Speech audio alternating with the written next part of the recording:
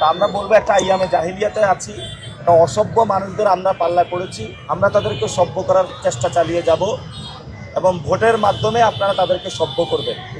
ভোটের মাধ্যমে আগামী 12 তারিখে আমরা আইয়ামে জাহিলিয়াত থেকে মুক্ত হতে চাই এবং ওনাদেরকে বলবো যে নামাজ পড়বেন, নামাজ পড়ে মসজিদে একটু বসে থাকবেন এবং আল্লাহর কাছে একটু প্রার্থনা করবেন, তওবা আস্তাগফিরুল্লাহ করবেন। যা করেছেন যথেষ্ট হয়েছে। আপনারা জানেন যে কিভাবে কমিশনার হয়েছিল, অস্ত্র তাক করে গুলি করতে যাইতে যাইতে কমিশনার হয়েছে, এটা পুরো সকল মানুষ জানে। নাম ছিল কি? আব্বাস উদ্দিন, হয়ে গেছে মির্জা আব্বাস। আমরা আগে শুনতাম, তাহলে আব্বাস উদ্দিন ওরফে মির্জা আব্বাস। পাকিস্তানের একজন গ্যাংস্টার আছে দাউদ ইব্রাহিম, ঢাকা 8-এ এই ধরনের দাউদ ইব্রাহিমরা চলে এসেছে।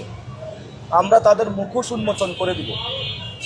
কিন্তু সাথে সাথে যারা সমাজের সিনিয়র সিটিজেন তারা আমাকে আহ্বান জানিয়েছে যে তুমি তো এই সন্ত্রাসকে সরাবা, আমরা রায় দিব 12 তারিখে তোমাকে।